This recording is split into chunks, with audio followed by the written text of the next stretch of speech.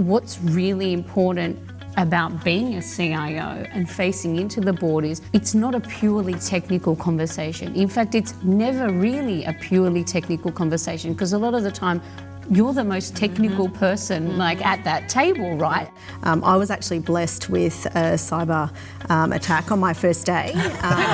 So it was pretty amazing. Yeah, I actually at one point said, you can stop now. Simulation, have I passed?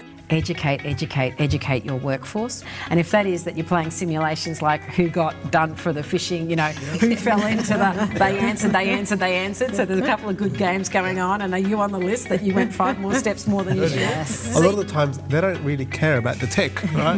They care about the business acumen and that the business is kind of secure and safe from a kind of a public perception.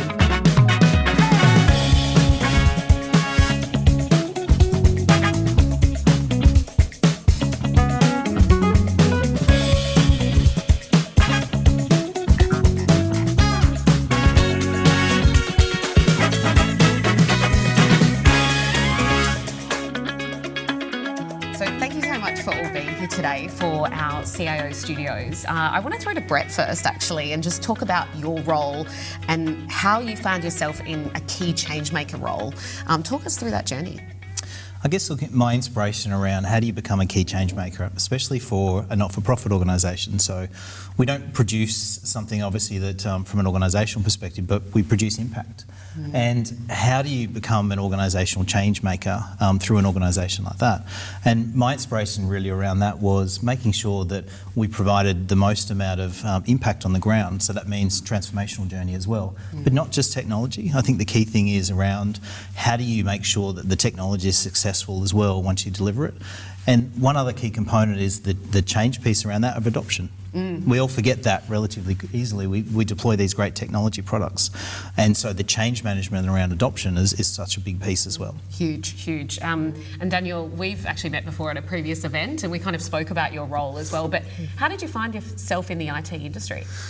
So I started at a very, very young age where I just like to break things apart and then put it all together again. I got fed up by telling my dad to take the computer back to the store to get it fixed all the time and then bring it back home. So I said, well, how about I just try and fix it myself? And then since then, it's just been kind of an inquisitive journey. And as you progress in life, you kind of just find out there's a lot more to it and you just kind of keep going with it. So, but also the impact that technology has, I guess, across any industry, any sector, there's some sort of need for technology. So I kind of find it quite interesting for the change that can happen because of technology in any industry. So yeah, especially now Absolutely. as well. We're at that pivotal moment. I mean, Mel, how did you find yourself in IT? Yeah, I actually don't have an IT background, so I found myself transition in my career. So I actually studied business and marketing, and I did a Masters of Marketing, and I actually found myself in change programs. They became a bit of a passion, and transformation was something I really love to do. So I found myself then on the journey of technology, and I've been there for many years now, and I just love it because there's always something new. You never know what you're going to face tomorrow, and it's a really exciting place to be. Well, transformation is definitely a key theme of this discussion as well. I'm going to throw to Chris now, actually, and talk through, I guess, how you see the role of a CIO kind of evolving at the moment. Yeah. Well, it's interesting because I have to say, I think the C role of a CIO is probably one that's going through so much change at the moment. If you think about CEO and CFO, they're kind of known roles, known commodities, but I have to say the CIO role is going through so much change. And that's not that surprising if you think about everything that's coming down the track in AI and everything that's coming and challenges that the industry is facing. And new roles that have emerged, like Chief Digital Officer, Chief Technology Officer, Chief Analytics Officer, the CISO. And for a lot of organisations, the CIO has all of those roles reporting to them. And so I think that it's an interesting time for CIOs. Their status is quite elevated now. They're, for a lot of them, reporting directly into the CEO. And when the board's asking big questions like what's happening with cyber, what's happening with AI, invariably I'm noticing that it's the CIO that has to kind of come up with a plan to answer that. So I think it's a good time to be a CIO, as challenging as the role is. Yeah, it's definitely an exciting time, but we know that CIOs are getting pressure from boards as well. I mean, Stevie, how do you kind of communicate with your board to make sure that they understand the power of technology, but also knowing how much it costs as well and everything like that? Oh, they know how much it costs. So I just reflecting on Mel's point, like I also spent a really big part of my career in non-tech roles. I've done everything from risk and compliance to product to strategy, innovation, transformation, and then tech. And what's really important about being a CIO and facing into the board is like, it's not a purely technical conversation. In fact, it's never really a purely technical conversation, because a lot of the time you're the most technical person like at that table, right? And it is, so having grounding, it's important to have technical grounding as a CIO, but having that breadth has really served me well. And some of the best CIOs that I see have that breadth because they can have conversations about technology in a business context, which doesn't just talk about the tech, but we really talk about, okay, what is the problem we're trying to solve and how does technology enable that in a context that's, balancing both risk and transformation, costs and revenue. All of those things are really, really important, but it's a broad conversation as opposed to like a really deeply technical one. Definitely. Well, I know, Danielle, we kind of were speaking before about extroverts and introverts in the tech industry as well. And I mean, you mentioned that you're an extrovert. Does that help you with communicating with the board and also the powers that be? Absolutely. So I think any board wants to have the confidence that the leaders they have in place have it under control. The last thing that any board wants to hear is that you're going to the board with problems, as opposed to there's a problem and we have a solution and we're executing on it now. So I think being an extrovert kind of helps exert that kind of confidence into the board that they've got the right person in the job, but also it then gives the perception that you can actually talk the lingo. And as kind of Stevie said earlier, a lot of the times they don't really care about the tech, right? They care about the business acumen and that the business is kind of secure and safe from a kind of a public perception. And this is kind of the key thing to any business, right? It's their perception in the marketplace. So I think without the right people that can actually talk in confidence to the board, then you're kind of in trouble if you're not able to, express that to the board. Definitely. Actually, this might be a good moment to kind of talk to Chris, because Chris, I know you speak to many tech leaders, or pretty much day in, day out. Do you find that you're helping them as well with the communication and building that business case as well to communicate that with the board? I mean, I pick up on Daniel's point around communication actually, because I would posit that a lot of CIOs still need to pick up those soft skills. And maybe historically we're able to trade on the brightest person in the room who had a lot of technology knowledge, but you really have to, back to Stevie's point, you really need that broad appreciation on how am I communicating the case for change. And that case for change has many different audiences and many different stakeholders buying into it. And interestingly, Maddie, if you look at all decisions today compared to maybe even a decade ago, you'll have 6, 7, 8 people in the decision-making cycle as there were a decade ago, where it may have been line of sight, the CIO to the CEO, we're signing off on this and we're moving forward. So I think communication often doesn't get enough of a voice because it's just such a critical skill to getting that case for change up. Because, we talk about the rational, logical approach, but we're humans, and so emotion comes into it. And I think the CIOs that have that broader perspective on, hey, what are all the drivers going on here? Not just the ones that I can directly see, all of those other drivers, and how do I make sure I'm communicating in different ways, using different mediums to appeal to what you might like compared to what Mel might like. So I think that you can't be glib about it. You have to have a pretty good handle on how do I communicate and kind of strategise to that.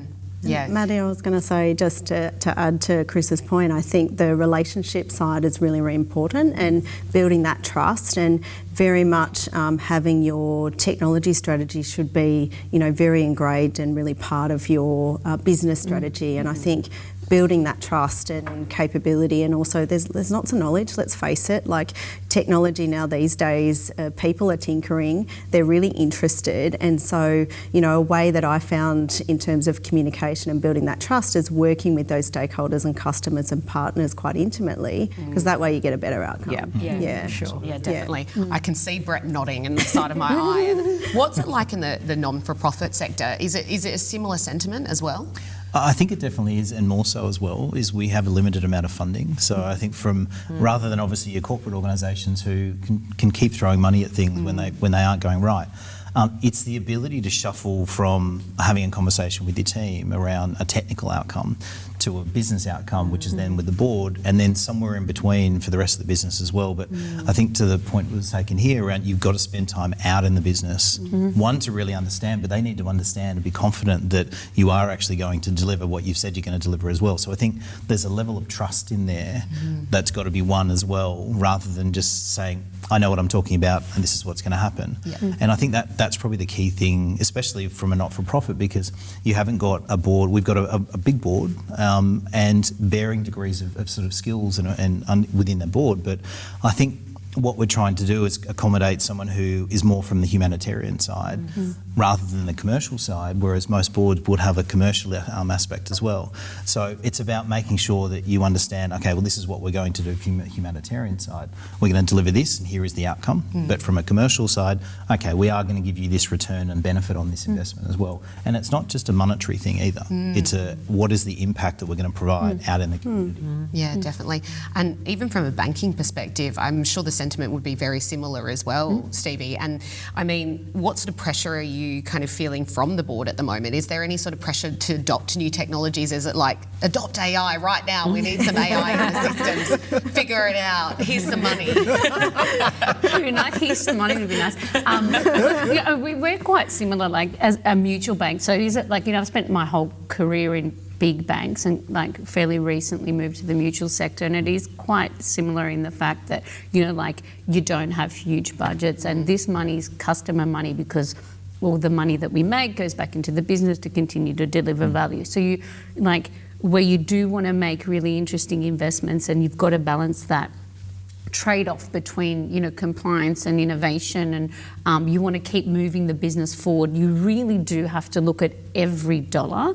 And yes, there is absolutely excitement from the team, from the board, to adopt new technologies. The thing I think about as a CIO is, you shouldn't be looking for a solution first. You need to think about what is the business problem we're trying to solve, and that's the first thing I always talk about.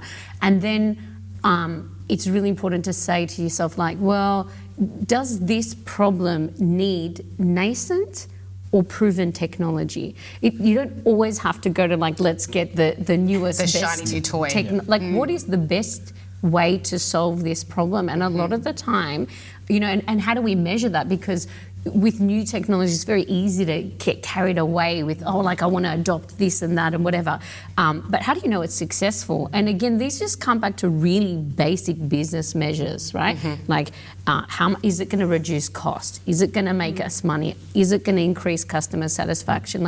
There's nothing new in that. It's like business 101. I always try to bring back the fundamentals of that whenever we make a decision about what is the best solution for this problem. I completely agree, and I know Chris would agree with me. They would probably be the questions that they would be asking you as well. I just love where Stevie went, which is there's something beautiful about sometimes being really boring. The energy around what is the problem we're trying to solve, has this been proven before, how much is at risk? I think there's so much that goes into just getting that right, and I would say resist the urge to go all in on something without having done the due diligence on it. And invariably I've seen too many examples where customers have gone in on the promise of something, momentum has waned, the money ran out, we were never quite sure the problem problem we were trying to solve. We kind of got carried away with it, and then you end up down the path. You almost have this, oh, we should just keep going,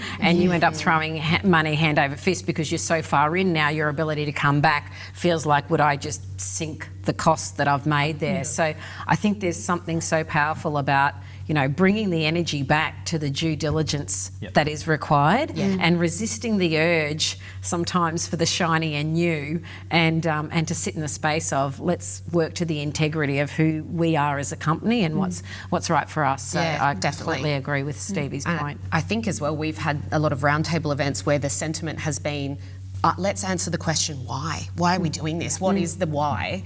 I know Danielle as well, we've had a few conversations about this, about the why and why we would adopt new technologies. I mean, what sort of challenges have you found facing adopting any new tech? Well, there's the 5 whys that I continue to kind of go back and ask 5 times, and hopefully if you can answer all 5, then there's a need, there's a problem, and there's a need for a change. But a lot of the times it's kind of about, well, let's harness about what we have and the skill sets that we have in the team in order to address this issue, as opposed to trying to go and buy the latest and greatest, and then nobody in the team wants it because nobody knows it. No one has the skill, and then it becomes more of a burden as opposed to actually helping us fix our problems. So a lot of the time it's, what are the issues and what are the skill sets that we have in-house in order to ensure that we can deal with this, and also have the momentum to keep maintaining it and driving it forward, as opposed to, this was a solution that was done by so-and-so, and hence it's become a black box because now nobody knows it. And this is now going to hurt us going forward because actually nobody knows, well, how do we police it? How do we make it work? What's the value that we can drive out of it? So this is kind of the key thing that I feel like we always look at our people, and our job as leaders isn't all the time, or even most of the time, about the tech, but rather the people that we have. Whether we're talking up or talking down, the people that we have around us are kind of the tools that we have to work with. So unless I can extract all the value from the tools that I have in hand, then really I've got nothing to work with. And I'm going back to basics again. So they're kind of the key strategies that we look at about what do we have in-house, and do we really need to go out, or could we come up with this in-house? Just on the back of that, Daniel, is around business-led change. There's been a significant shift over the last sort of 5 to 10 years, shifting away from IT-driven change to business-led change. That is a significant change because what it is, as you said, it's not IT now driving the business. We're an enabling part of that function. But the decisions that are made at a business level. And I think it's really important, as you said, to go back to that, why are we doing it and what's the purpose, but also that business-led piece as well. And I think Chris made a fantastic point about people just throwing money at the shiny new toys and all of that kind of thing. But often as well, we found that the conversations then, we talk about the foundation behind this as well, and making sure our data is mature, but also looking at kind of the key infrastructure and the critical infrastructure as well. And Brett, I want to throw to you and maybe talk about a success story that you found when it comes to security network infrastructure. And I know you've worked with Chris before. Talk us through that kind of journey. I think, so looking at we run a retail sort of network of about 180 stores. And looking at obviously what was delivered there was a pretty boring project, as we sort of spoke about. But it was a significantly different project where we've got retail stores that are run by members. And so it could be out in the middle of absolutely nowhere. So we don't have the skills and we don't have those pieces there. So it's about where Chris's team ran that project, and I think there was a lot of learnings on there as well. But also what it meant was securing that endpoint and that piece of the edge of the network where we don't have any visibility either.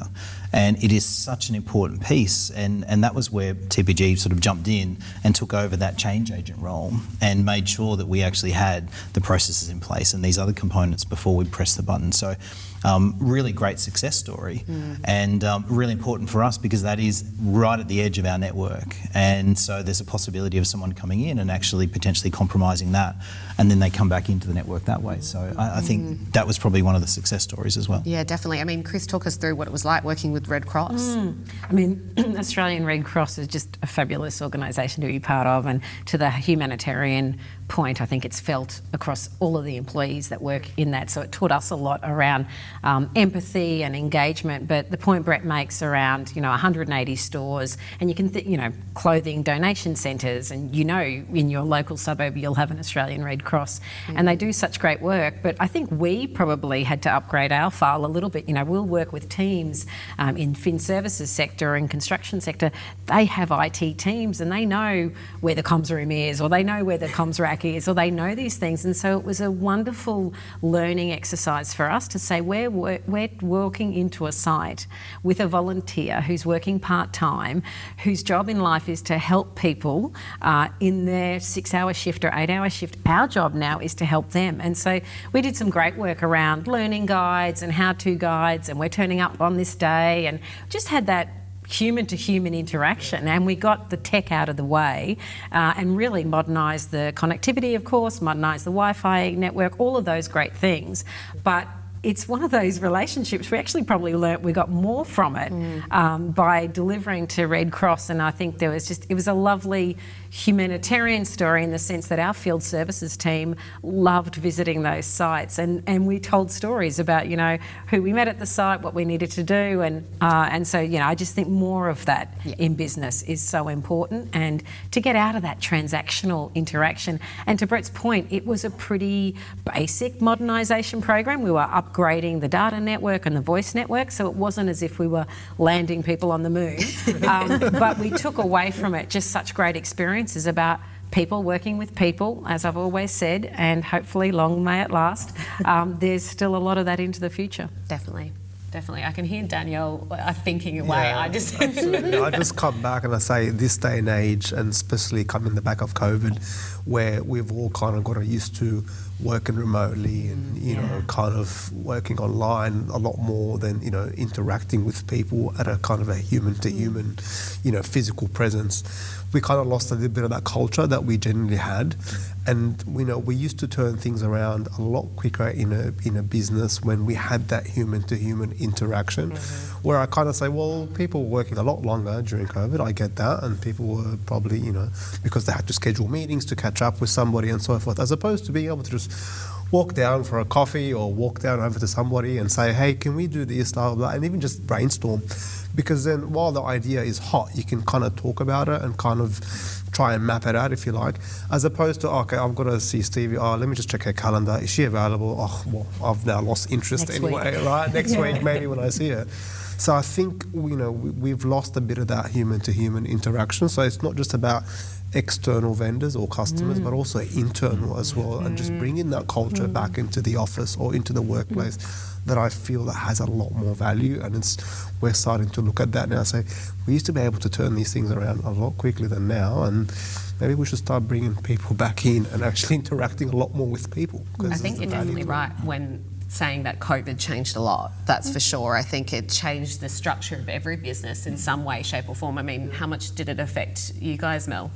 Yeah, absolutely. I think COVID sort of created, you know, convenience for us all because everyone's been able to integrate work and life and work from home. But I think also it created a bit of distance and it made it hard for people, I think, coming back as well, because there is that balance that people want to maintain. So they like the flexibility, but also what we've acknowledged is the ability to have those hallway conversations, and tech and change and transformation is all about relationships and influencing, and it's really hard to do that over a Teams call or a Zoom call, right?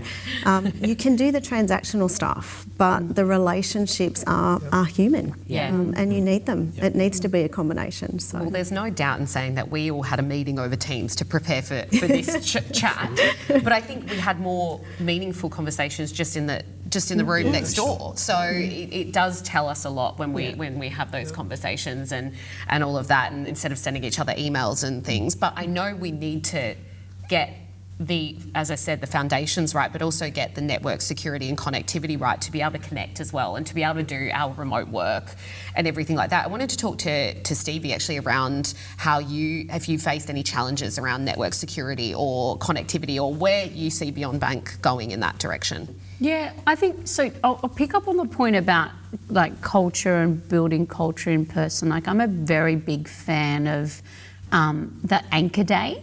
So, you know, I'm totally a fan of flexibility, and I think it's really important for people to be able to integrate in work and life. And it depends on the person you are. Like, I like to go to work. So, I like to be in the office, also an extrovert. So I want to be talking to people face to face and whatever. But I recognise, and especially in technology, you have probably a critical mass of introverts, so like they loved COVID.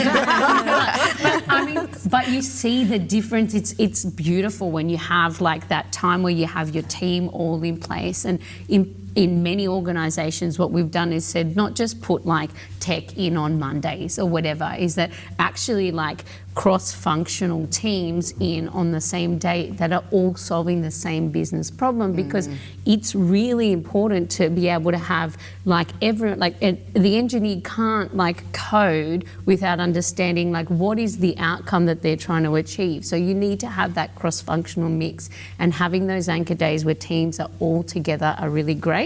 Having days where someone comes into the office and just sits on Zoom all day or Teams or whatever is not great, right? So that's why I think the flexibility is really critical. The technology infrastructure behind it has to work. There is nothing worse than coming in and like not being stuck at home and not being able to connect, right? Like, so that I think many businesses have invested huge amounts in being able to have that infrastructure that scales accordingly as well, which is really good. And you had to almost do that overnight, because it was like, I remember, like all of a sudden they're like, next week we're sending everyone home, and I was like, no.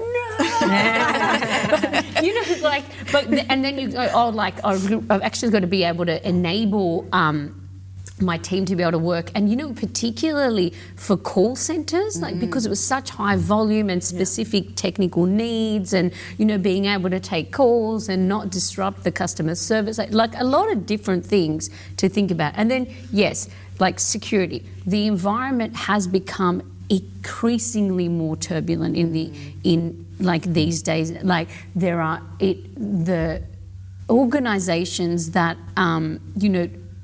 the criminal organisations that are out there are actually way better resourced and better funded, and like the scale than any business. And I've worked in large and small, right? And you cannot keep pace. But at the risk of being the world's most boring CIO, like that's the first thing I always look at is like, actually, I'm a bank. And at the very basis, like that relationship with customers is built on trust, right?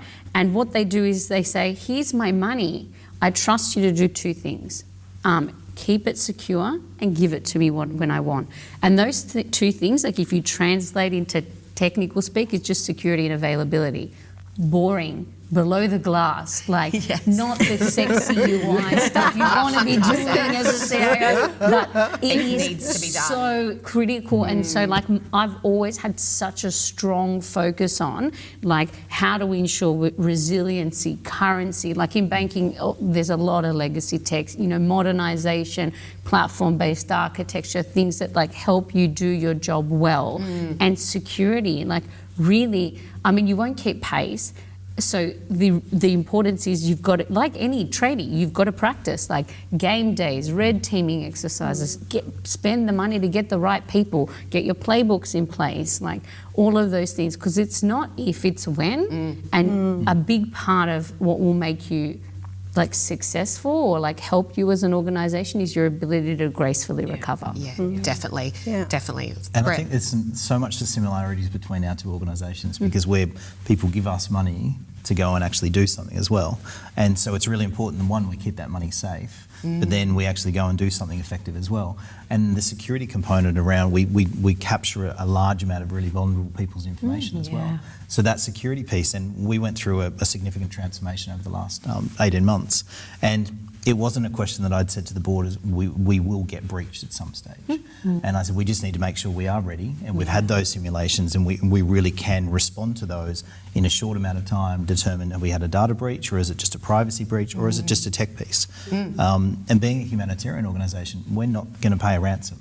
And so for us, it's really making sure that obviously we can react and respond to those organisations in a short amount of time when they happen. Yeah, and Chris, I know we've obviously had recent, in the last kind of 12 months, there was publicised news around outages, but also security breaches of really major Australian companies. Yeah. But when a leader comes to you and expresses concern around this, I mean, what do you kind of tell them to kind of let them know, look, TPG's there for you? Yeah, I mean, I'd say it's been tough across many industries. And I think there's two big things going on for a lot of industries. One, does everyone know where their assets are? And a lot of those assets are ageing. And so have organisations really understood where all of those assets are, the age of those assets and what's going on?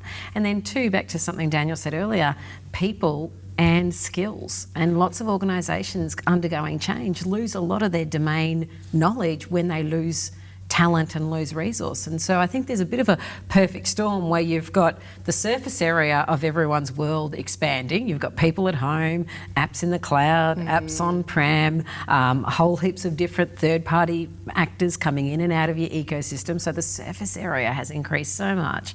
If you don't know where all your assets are, if you don't have all of the skill inside the organisation that often has enough corporate memory to say, hey, I know how this application works. And so you can see that there's already a vulnerability in, have I got my house in order?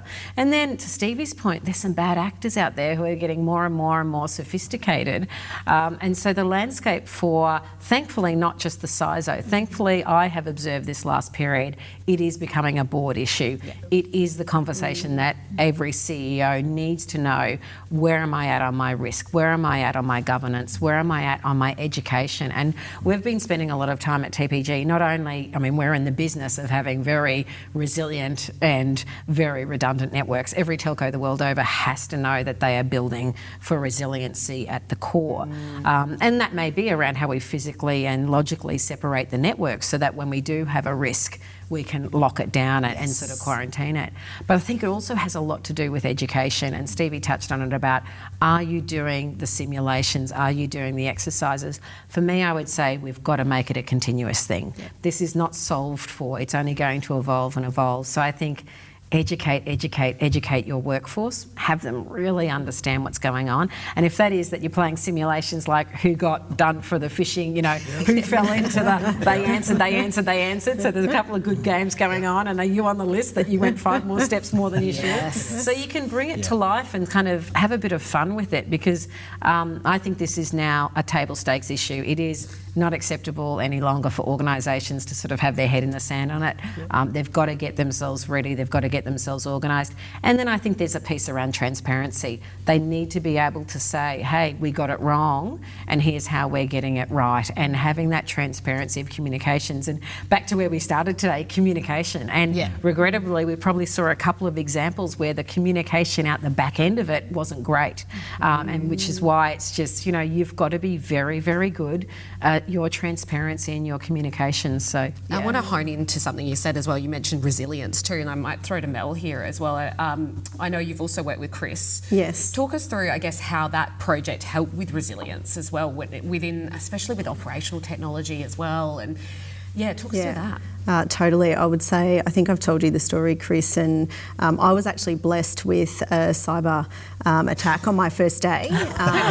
So it was pretty amazing. I actually at one point said, you can stop now. And have I passed? But I remember my first moment back into the office, because we were actually out on a rig and I was doing site visits and I was in my full PPE gear, so I was dressed for the occasion, raced back into Sydney to help the team. But what I would say is that, you know, lots of lessons learnt, and you know, I guess a really good way to build relationships and, you know, really and internally and externally. But what I would say is all of the comments around the table so far really resonated with me, because you can't, you know, as Stevie said earlier, like you can't protect against everything. So it's about identifying what are the biggest key threats for your organisation, aligning that with the executives, aligning it with the board, and then you're actually continually investing to protect against those. And people are your first line of defence. That is absolutely so true. You know, we can all joke about the fish. I think that's great, the fishing games and all that sort of stuff, but it is absolutely so true. And I think sometimes we forget cyber's, you know, of course it's technical, but it's actually the people that are, you know, at the front line 100%. Of your business. So, 100%. Has anyone actually had an employee fall victim to a phishing test? Anyone know of anyone?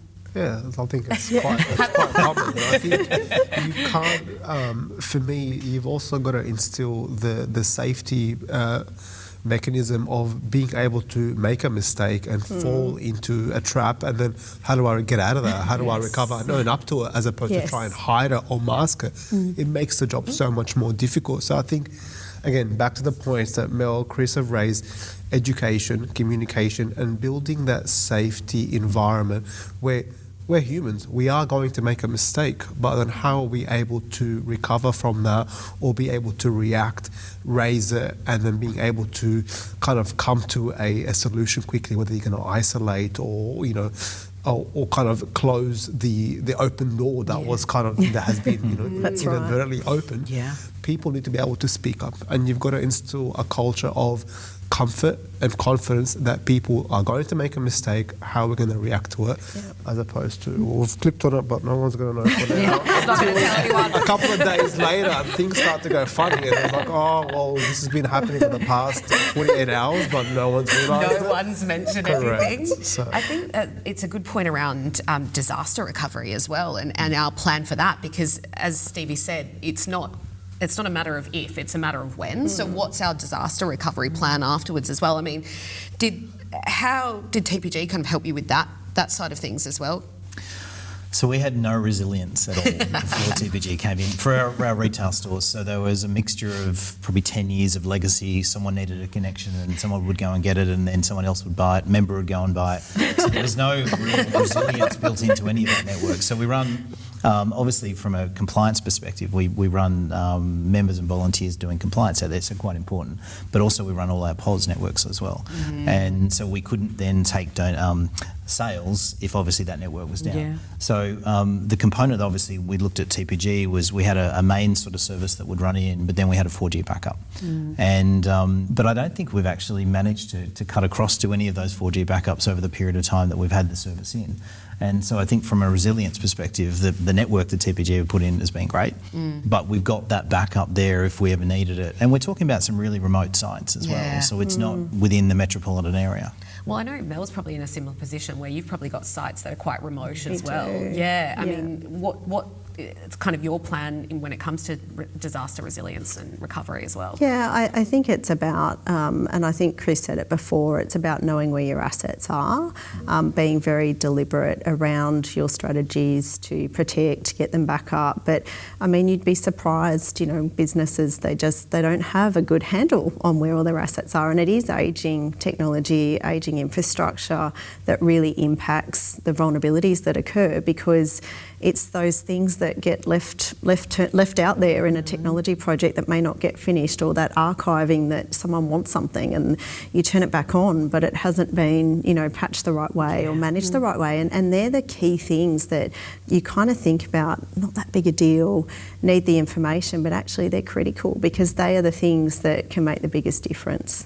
Definitely. I know Stevie mentioned legacy systems as well, and I mean, Chris, how much does, when it comes to your clients and your partners, how much does legacy systems kind of hold them back when it comes to modernising? It's really hard, right? Because it's hard for one project to pay for all of the legacy that needs to be resolved. And I also have a theory that we're moving at such pace now. I don't know how much our people want to wait for the digital transformation project that's coming 5 years down the track. I think people are looking for more, you know, improvements that are here and now, and moving in more agile sprints to be able to deliver improvements now. So I think the days of the wait for 5 years and it will all be solved for, I think people are tired of that, because their lived experience is really difficult. You know, they can be in a call centre and they're still hopping between 4 different applications to try and create a CX experience for the customer on the end of the phone.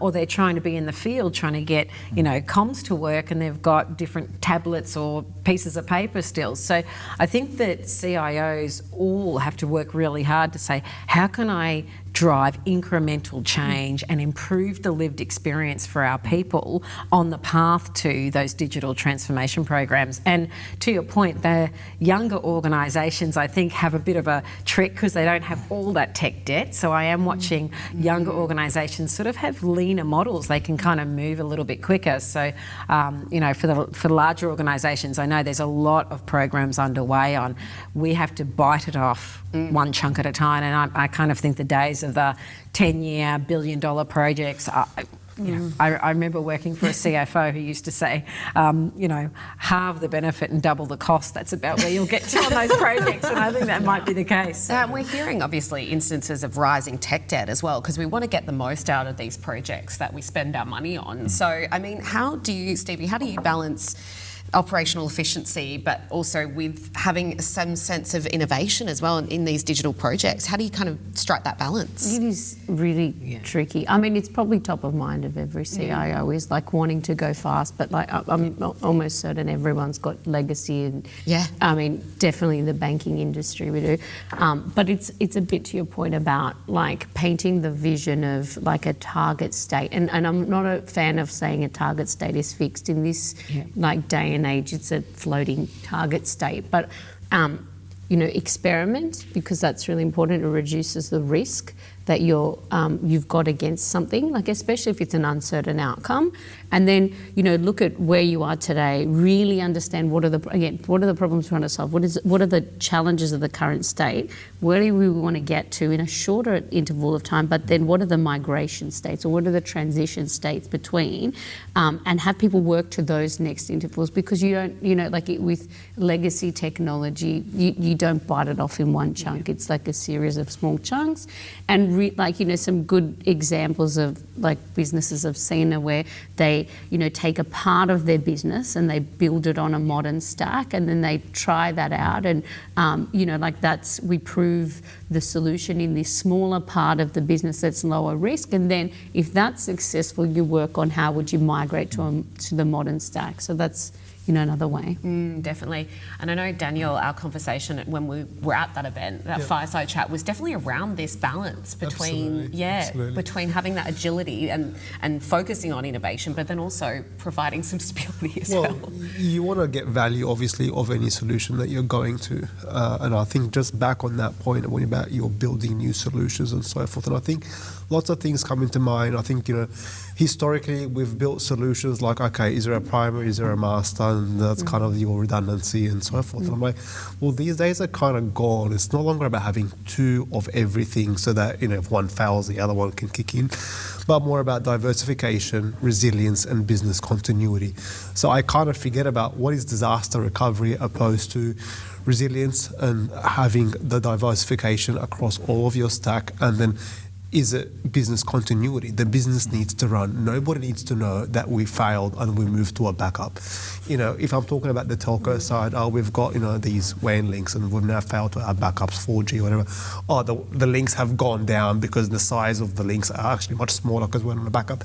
That's no longer justifiable to any business, and it's not acceptable either, because now the productivity of the people that are working has now changed, and they've got to readjust that expectation. So as a leader, when we're looking at problems and solutions, the solutions can't always be driven by, the leader, because you've also got to accept that you don't have all the solutions. Just because we're the leader doesn't mean that we actually have all the solutions and we're giving the direction, opposed to actually there's a lot more people that are a lot more clever and a lot more knowledgeable across all these different solutions that can be implemented. So you're kind of there to kind of, set the mood and provide that safety culture where people people can kind of express those things and be able to practice it, in safe environments. And you start, by little chunks, as you said, Stevie, and then you kind of move on to deploying it in production and so forth. Once you've been able to perfect it in this small, environment that's kind of isolated, that allows you to fail, allows you to test all those different elements. So, yeah, I think business continuity and diversification is kind of the key for us going forward, as opposed to, we just have a backup of that and that should be enough. Yeah, definitely. Now, look, guys, I'm going to ask you all to maybe put your crystal balls out. We're going to. I want to hear maybe predictions of where you see the role of the CIO going in the future. I might throw to you, Brett, first, and what will the role change a lot in the next kind of 5 years?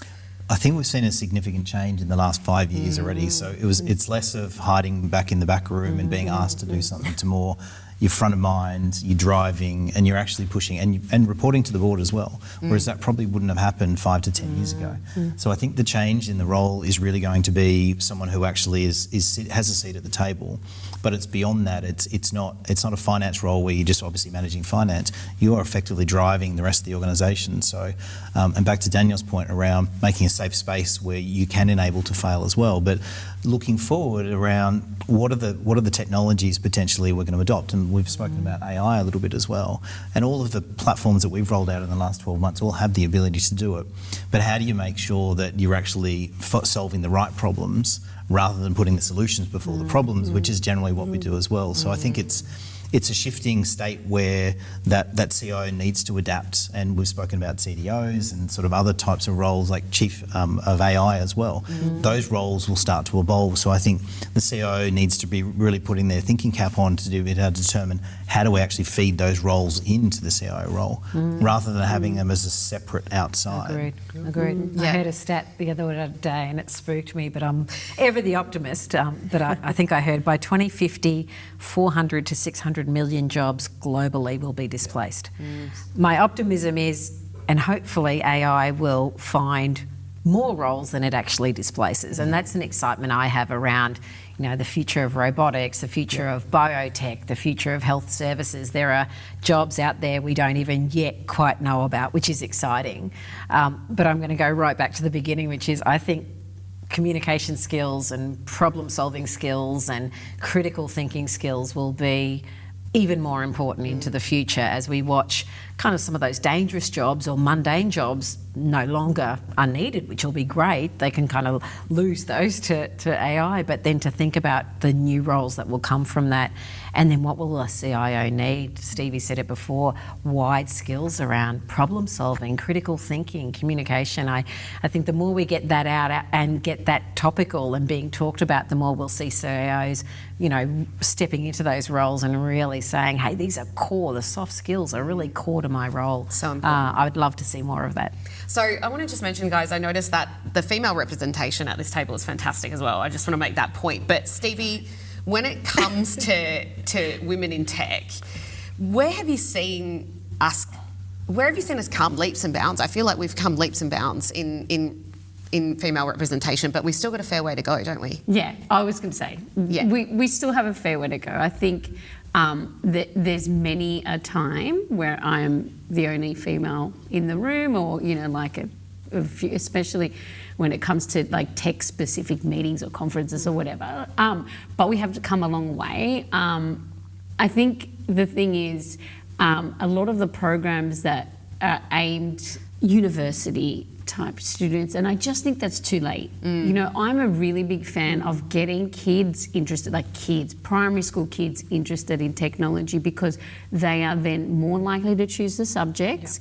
And not year 9 and 10 is like when you really start choosing your electives. It frames what you do in 11 and 12, it frames what you study at uni, and then it frames what you want to do in a career. So like really showing the younger children, actually tech's not just about coding, because some people are not interested in engineering or whatever, but there's a broad number of things that you can do. And again, from the beginning, explaining that actually in this industry, in technology, we're not lifting bricks. So there's no physiological difference between a man and a woman when it comes to technology, because our brains are the same. So you have, your foundations are both equal, and therefore it's just about piquing the interest. Yeah, definitely. I know they're really focusing on STEM projects at schools as well. And Mel, I know you're super passionate about female representation in IT as well. I mean, tell us about where you think we're going.